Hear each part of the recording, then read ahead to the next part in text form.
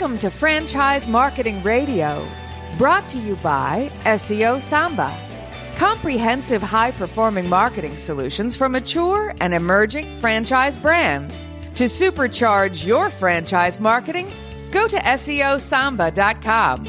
That's SEOsamba.com.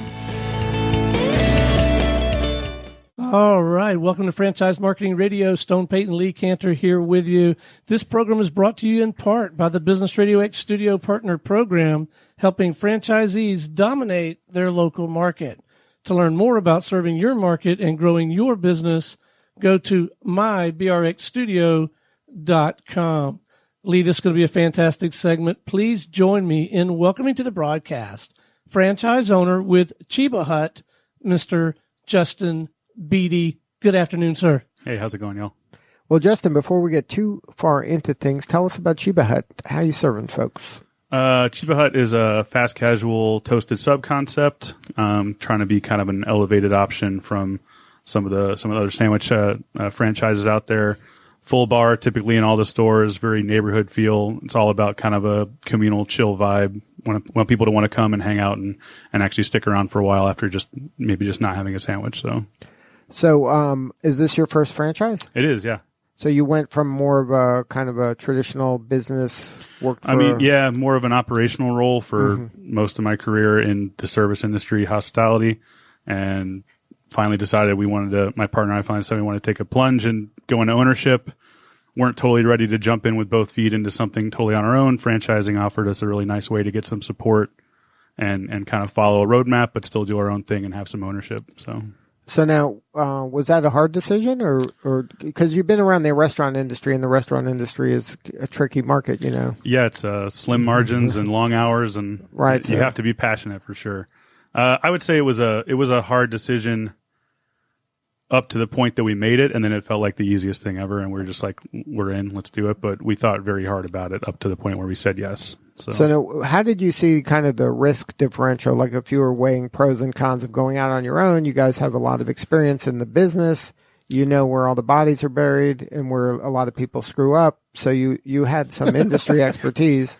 Yeah, I think for us it was, we were pretty confident operationally. We both worked at very high end restaurants most of our career, and I've been running restaurants with Fifth Group for a while, and if I've ever seen a restaurant group that'll teach you how to run a restaurant the right way, it's them. Mm-hmm. So that part of it we were very confident about. It was more going into ownership. How do we navigate the waters of real estate and permitting and the whole structure ahead of time, the financing and stuff like that, and trying to do that completely on our own was a little bit daunting. So finding a concept that worked, that meshed with us and that had that roadmap for us was super important, and Cheba Hut turned out to be it. So were you considering other ones and landed on Cheba, or we did research into some other ones after we had first met Cheba. Like my partner Josh, who couldn't be here today, he had a connection to Cheba Hut from back when they were founded in 1998. So they've been around a while. Yeah, they're 20, whatever it is, 20 years old now, 21. And he knew them through their original stores in Arizona, out in Scottsdale and that area, and kind of reconnected with them last year and sort of was like blown away again 20 years later about how great the food is and how great the service and the atmosphere was. And he came back to me and he was like, I kind of got this wild hair and I really like what they're doing out there. I want to look into it. And he got in touch with Scott Jennings, who's the founder of Cheba Hut, and was just kind of like, hey, have you been thinking about anything on the East Coast? Because up to that point, they had nothing pretty much east of Colorado. I think one in Wisconsin. And Scott was like, as it happens, we were just now sitting here discussing that we want to start figuring out how to go national. Mm-hmm. And because of that early connection turned out to be a really nice way to kind of reconnect, and they gave us some information and we looked over it. And I remember when Josh first came to me with it, he literally, we met up for a beer and he was just like, hey, I have all this stuff. Can you look at this and tell me I'm crazy and talk me out of this? And so I went over all the financial stuff and the way they do their setup and their marketing and their just the numbers. And I was like, well, to be honest with you, this looks pretty cool and it looks like a pretty good deal. I would say look deeper into it, but maybe you're not crazy. So he kept looking at it. A little while later, he came back to me and was like, I've done more research and I've looked at these other franchises and stuff, and I really like what I'm seeing. let's look at it together. And I looked again, and I was like, I think you should do this. And he was like, well, I don't want to do it alone. Do you want to do it with me? And I was like, oh man. Well, I guess I just advised you to do it. Right. Then, so maybe I almost have to say yes, right? Because I just told you should do it. That was and pretty clever. Like, so we were like, you know what? Let's do it. And it's perfect for us because we push each other in different ways. We agree on a lot, but the stuff we disagree on, we're honest about, and we shore up each other's weaknesses, and it's a good partnership. So now are you going to go kind of all in on this, or is this something you're going to be able to keep a day job or a consulting job? We'll at least be all in for the first store for sure. I don't think either of us feel like we have time because we're going to be owner operators, at least on store one. But you're kind of, with this model, you're kind of creating a funnel of employment. So we're committed to 3 stores right now with a strong potential for 4, 5, and 6 down the road. And so you kind of need that funnel of moving the people we hire for store one up into management, up into area management. Right. So we have to kind of pull out of that eventually to make room for that. So the goal in the long run is to not be day-to-day operational, be more 50,000 foot level, and decide what else we want to do, whether that's go back and do more fine dining stuff or open 25 Cheba huts or take over the world. Right. Or whatever it is that's working and that we're happy with. So now talk about Cheba Hut experience for the person that's coming in. Well, the thing that Cheba Hut, I feel like the biggest differentiators for them are service oriented, for a fast casual chain being extremely service oriented. One thing you'll hear Scott say a lot and that I see consistently shown in all of their feedback online is like, it's about the interaction, not the transaction. Everybody that works in Cheba Hut is trained to be very hospitality forward, which for me and Josh was paramount because we come that from was fine non-negotiable. Right. We come from fine dining. To us, hospitality is everything. It's what we live to do. So, and the fact that they really own it and put their money where their mouth is in a service level for a fast casual concept was phenomenal to us. A lot of fast casual places say that on paper at least, but you don't really get it when you're in the store. Right. When you go to a Cheba Hut, you're greeted very warmly. They really want to walk you through the menu like a server at a real restaurant would. If you have lots of questions, they have lots of answers. They're going to really make good recommendations, what they think you're going to like. All the way down the line, the experience of if you want to stand there and watch your sub get made, you can do that. But a lot of people just go sit down. We bring your food out to you. You're getting checked on multiple times by multiple employees. Do you want a drink refill? Do you want this? How's it going today? Cleaning up after you, all that kind of stuff. It feels a lot like table service. It's just you ordered in line instead of at your table. But then the bar itself is full service also. And I'm mostly coming from a beverage background. So for me, the having the full bar component and a real beverage program was also a must. I was never going to jump into any franchise that didn't have that. Right. So it really worked out on both sides. And having the full service bar as that place to kind of come in, hang out, chill out, and really be kind of a part of that scene was also really great. Now, when you have a full bar and you have sandwiches, is there a person that's going to come in just for the bar experience, and are there appetizers and food for that person as well? Yeah, they're definitely, that plays out throughout the whole system. You see lots of people that are like Cheba Hut bar regulars, and they come in every day, even if it's just for a beer after work. Maybe they have a snack, some pretzel nuggets or nachos or whatever, or they have a small sandwich, or they eat their whole dinner there, and then they go home, beat traffic, whatever. But yeah, it's definitely its own little bar culture, which is great. Now, Cheba has a kind of a marijuana-ish vibe to it. Is that accident, or is that part of that? That took theme? Way longer for you to get to than I expected it to. Most people, that's their first question. Yeah, there is a marijuana theme, kind of a topical theme to the restaurant. The first question I get asked constantly is, "Are you guys going to sell weed?" No, we never will. It's never going to be a thing. It's not about that. It's more about the culture of sort of the chill out culture, the good vibes culture, the somewhat, counterculture, damn the man kind of thing. Right. That's kind of where the vibe of Scott Jennings, like I said, the founder, that was his idea from the beginning. It's kind of like a place for people that, maybe just a little bit off from normal. They just want somewhere fun to hang out, and they're accepting of a lot. And the marijuana theme really just came through as more of a cultural fun vibe feeling than like let's everybody be high all the time. It's, So how does it present itself inside the store? Well, it's actually funny because one of the other many things I love about Cheba Hut is that they give you a lot of freedom. In fact, they force a lot of individuality on you. They're like, so they want you to have some autonomy. It's not like, hey, you got to make things this way. You got to talk like this. They give you a very loose kind of, hey, here's some designs that have worked for us. Here's some ideas that have worked for us. There are things you need to follow, but for the most part, we want the store to look like you want it to look. We want it to feel like you want it to feel. it's your thing to do with as you please. So each location kind of pushes the theme in a different way. Some of them it's pretty in your face. I mean, some of them there's big inflatable joints on the wall, and and everything. And Cheech and Chong playing. And Cheech and Chong posters everywhere, and the movie is half baked on 24/7. And then some of them, like some of their corporate stores, like in Longmont, is a good example in Colorado, where it's almost the same as if you walk into like a Moe's or something like that. And it's very, their menu stuff is named after TV characters or whatever, and there's some posters on the wall. But other than that, you wouldn't really, if you weren't paying attention, it might not be apparent what's going on. You know what I mean? And so it depends on your market and your individual. So you can name the sandwiches. Do you have? Well, they have some that are corporate named, and then we have every location has what we call a secret stash that we have to create the recipes for. We have to do all the naming and the product, all that sourcing and stuff like that.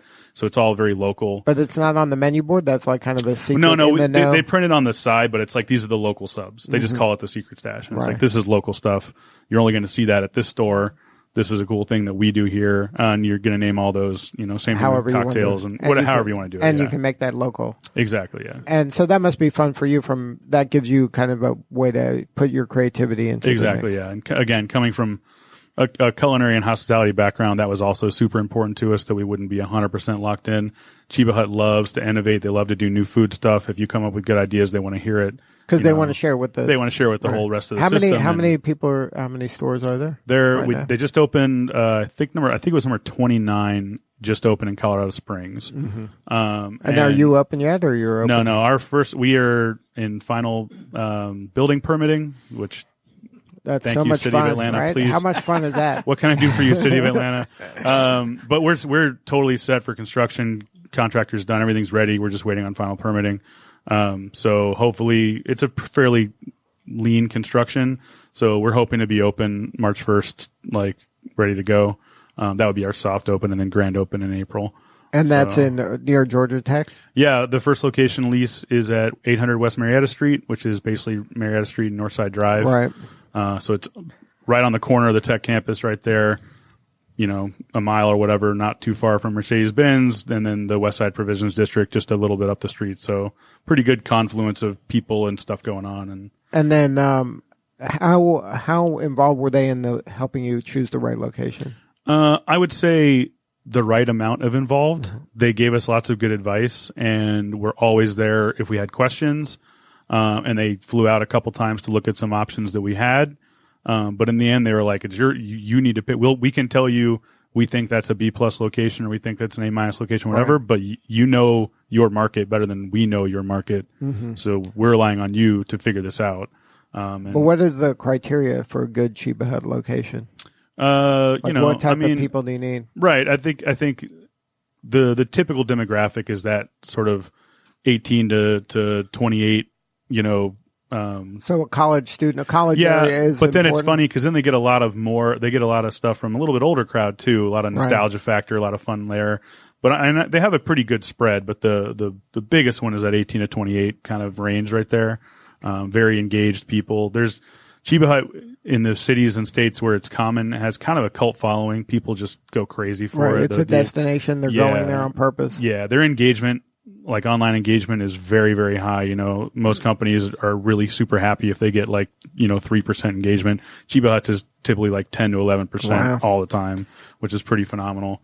And people just really, really enjoy the vibe and the concept and the feeling, the atmosphere. That's a really huge thing. It's like when you walk into a Cheba Hut, you're supposed to immediately just feel good. And that's a really big deal to them. So comfort and wanting to hang out. So now how does the marketing work for you locally, and what is National doing to help you kind of get the word out here? Yeah. So there's essentially every franchisee pays into like a marketing pool kind of situation, and that gets kind of moved around where it needs to go. And then corporate subsidizes with just their own stuff. And corporate is extremely generous, I would say. They're, very hands-on with the marketing side of it, really supportive and helpful, really open to ideas, and they're very willing to just, hey, let us do that for you. Let us spend some money on that for you and help you out there or whatever. And is most of the spend digital nowadays? I would imagine a good amount, but social media. Yeah, and but also one cool thing about Cheba, and usually I'm wearing head to toe Cheba Hut stuff, but like Cheba Hut swag is like the coolest stuff I've ever seen. All of their t-shirt designs and hat designs and stickers and stuff. There's some most fun stuff I've ever seen. So they're investing a lot in their too. branding, Yeah. and they want to share that with all their franchisees heavily, to help to give them something tangible that they're going to, a sticker or something that's they going to. send me boxes of t-shirts and sunglasses. And they're so like, give them all just out. give them out. Like, let people wear them, have fun with it. And my friends love it. So it's great. But I just give them to random people on the street. Anybody that asks me about my shirt, I'm like, here's a sticker, here's this, here's that, whatever. And so that's a way that they're spending the marketing funds is like with hands-on stuff, swag. Yeah, lots of digital stuff too, though. There's a really big push within the franchise right now for this sort of, we have the 4 walls marketing really dialed in. Cheba Hut is really good at the within the 4 walls marketing, the atmosphere, all that, the swag, that kind of stuff. So getting that 5th wall, that digital frontier really dialed in. They brought a really, really smart, talented, great guy in, to kind of help out with that. And he's kind of implementing a loyalty program and an app and all kinds of cool stuff like that, and really, really pushing the digital frontier, and it's already reaping pretty big dividends. So that's super exciting. And he's been really helpful for us too, as far as getting our social media stuff rolling here. So you can get kind of people signing up before you're even close to opening. Yeah, exactly. And influencers lined up, and they're super supportive and really on the ball with that. So now, how important was that when you were choosing them? Was that like, was that a nice to have or a must have? It was a nice to have. I mean, honestly, and this may come off as tragically naive to a lot of people, but honestly, Josh and I's 2 biggest criteria when we decided whether or not to say yes to this were, do we enjoy eating and drinking in Cheba Huts ourselves? Because you're going to be spending a lot of time there. and do we like these corporate guys to the point that we want to work with them for 20 years? Right. Because, the agreement that we've signed, it could be as long as 20 years. I mean, right.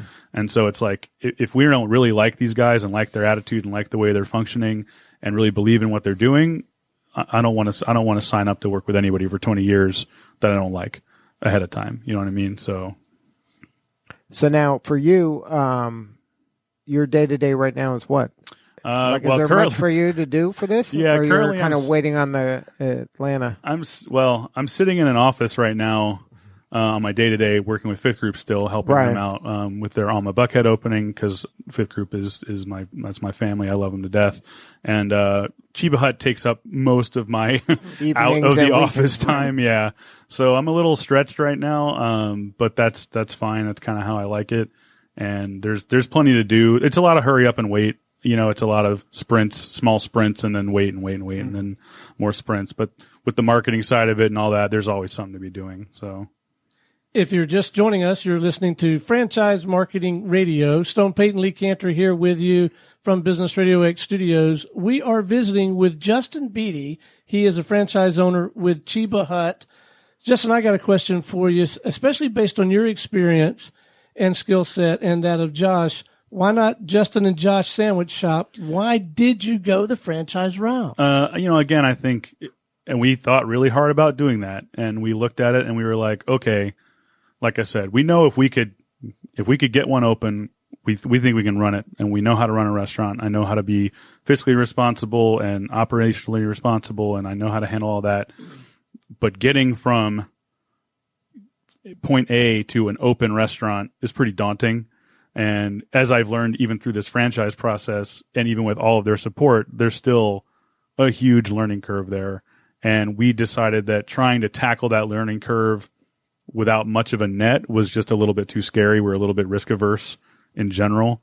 And we liked the blueprint that Cheba set out for us. We liked their attitude about timing and oversight and the level of involvement they wanted and were willing to give. And it just really felt like a safer bet for us to get started in ownership, which I think is sort of the point of the franchise model a lot of the time, at least for people like me that are coming from an operational standpoint. Then there's other people, there's other franchisees that come from more of a, hey, I've got a bunch of money and I like this concept and I'm probably just going to open these and somebody else will run them for me. And that's just purely a business investment. I think Cheba Hut does great on that end too. But as an owner operator, Cheba Hut was really enticing because it looked like a really fun place to operate, as well as a good place to learn how to open from start to finish new build outs, everything all the way through, all of the little minutia there. And then having that roadmap for success where you have a path out of being an owner operator, that probably was very attractive as well. So then you can get that kind of business win by scaling and not be tied to this one store. Yeah. And that's something that Scott and the corporate people at this point they're very upfront. They're like, it's pointless for you to open one store. That's not going to get you really anywhere. I mean, you'll make some money and you'll have a little bit of success, but you're going to cap everybody out and your labor is going to kind of get stagnant, and it's just not going to get you what you really want in the long term, which is scale, which is opening enough that you have that funnel of employment that you can pull out yourself, that you have some pseudo passive income. I never think we'll just never be involved at all, but where other people are operating for us and we have just an oversight role. That they're really into that. And that's the point. Scott's like, I don't expect you to do nothing for the rest of your life but open Cheba huts, but I think you're going to do great with us and you're going to have a lot of success, and then you go do whatever else you want, and these will be here for you, and we help, and it's just a good relationship. So now, do you have any advice for somebody that's thinking about kind of getting involved with a franchise? What are some things that you would have maybe done differently or wish you had learned or knew about ahead of time? Yeah, I mean, research, just understanding what franchise agreements look like, where the pitfalls are, what kind of stuff can trip you up, really understanding capital and the capital investments required, the different fee structures, the different royalty structures, how to factor that into an ongoing budget or P&L as far as to make sure that there's still going to be a margin there for you to make money as a franchisee. Right. Because a lot of franchises run into problems with that, where by the time you cut everybody in, that there's little slice left for the franchisee is very, very, very small. Right. And you're working for other people. And you're back to having a job. Exactly. You're still working for somebody else, which is the point of this, is to kind of move away from that. Mm-hmm. So that was the biggest thing with Cheba Hut, is they were very transparent with all their numbers and very consistent sales, not only at the corporate stores, but at the private, the franchisee stores, looking at the margins, looking at the numbers. Yes, there's money to be made here. And then there's money to be made with people that are doing it the right way, at least from Josh and I's perspective. So. And then is there anything that is a red flag? Like if you saw a franchisor asking for this or insisting on this, then I think one big thing is like if they're charging you the big development fees or like the sort of the buy-in fees, really understanding where that money's going and what they're getting out of it. How much of that is just going straight into the corporate coffers? How much of it's being put back into you or put back into the system? Right. What is that chunk really doing? And is that just their cash, is their way to make a quick buck and make sure that even if these franchisees totally flop and nothing good happens, we still had that $100K up front or whatever. Wins, right. Yeah. Exactly. Like, what does the ongoing support look like? What is their training look like? How is their ops, defined? Like, it's one thing to have like a huge book of like, yeah, just do all this and it'll work out. It's another to have boots on the ground trainer teams that come in for opens and help you out and really like have some oversight and some day-to-day involvement and stick around for a while, and all that's corporate paid for, you know what I mean? And that a lot of places don't do it like that. A lot of places there's like a video and you kind of move go through this online course and you're good to go. Hope for the best, so that's another big one, personal involvement and all the way to the top level. And Cheba Hut's at that size where they're still able to do all that, and I hope they continue to be able to do that for a long time, even with some bigger expansion plans. But for right now, we felt like it was a perfect opportunity to jump in with a lot of personal involvement on both sides and really form a relationship for a long-term goal. Now, who would you think is the perfect Cheba Hut franchisee? Is it somebody with your kind of background in the hospitality industry, or is it that business person? I think that corporate would say that Josh and I are really good examples of what they would hope for in a franchisee, not to toot our horns, but to have an operational background in the industry and to be able to find the money. Because that's kind of the trick. Like they're always like, oh man, we wish we could just get nothing but operators to come and open for us.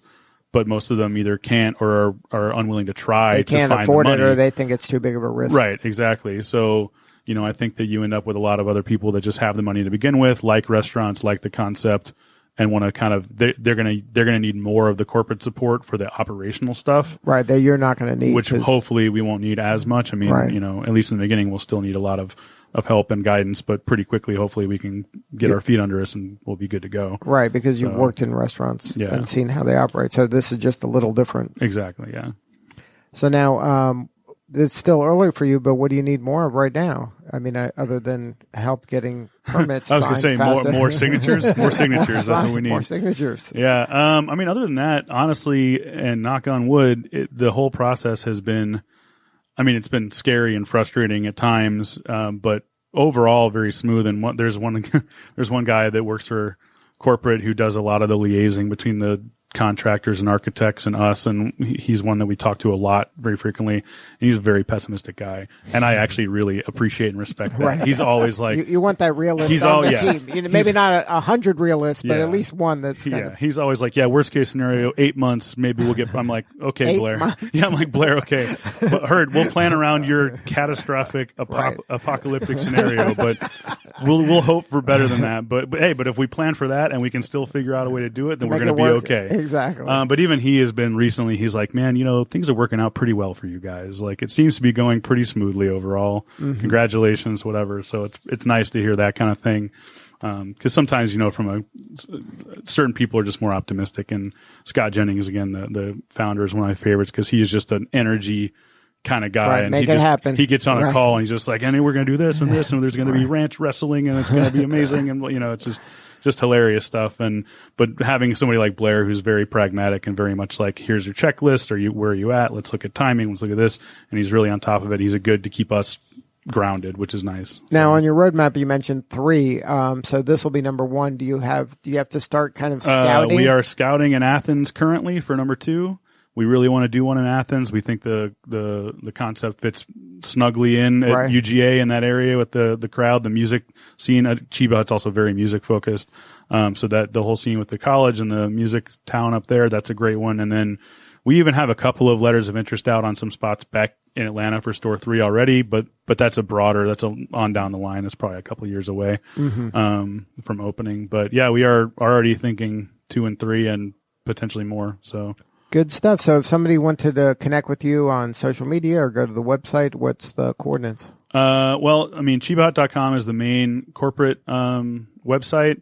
We're kind of in the flux right now of setting up our official Atlanta versions of all the websites. But that'll be the place where they can put in any location. Sure, and find exactly. Cheba Hut, and then Atlanta will say coming soon. It says coming soon. Atlanta's got our address up there. We're on Instagram at ChebaHut_Atlanta right now, and we're kind of ramping that up. I think the Facebook is the same. I think it's Cheba Hut Atlanta as well. So if you guys want to start looking at that, we're just now kind of rolling. This is one area where Josh and I have some weakness. We are not super social media savvy. But that's your responsibility, so that's where they help. They help a lot. Ultimately, it's your... we have to keep up with it, but they're very much like, this is how you set it up. This is what you should be doing. This is what a good post looks like. Like kind of best practices. Exactly, yeah. And Brian, the head of marketing, is I could call him at 4 a.m. and be like, hey, does this post look good? And he's going to pick up. Right. You know what I mean? So, so he's really awesome to work with, and that's been great. And I have a lot of friends, or a lot of ex-employees that I consider friends at this point, that are very savvy, and I'm like, hey, you guys want free sandwiches like for a year? How about you help me with this social media stuff, and let's figure this out. So are you looking to put feelers out of just get people on a list of some kind, right, so that you can keep them informed of your progress and maybe hire some of them as employees? And exactly. And anybody who's following on any of our sites, we'll be blasting out employment stuff when we're ready for that. And like I said, we want people that want to grow and learn and grow with us and move up. And you need the regular employee that wants to do part-time college stuff too. And that's awesome. We respect and like that too. But people that take it seriously and love the brand the way we do, hey, come grow with us. And there's going to be some upward mobility there. So good stuff. Well, thank you so much for sharing your story today. Yeah, absolutely. And best of luck. One more time, website. ChebaHut.com. Just very simple. ChebaHut.com. All right. Well, thank you so much. This is Lee Cantor for Stone Payton. We'll see you all next time on Franchise Marketing Radio.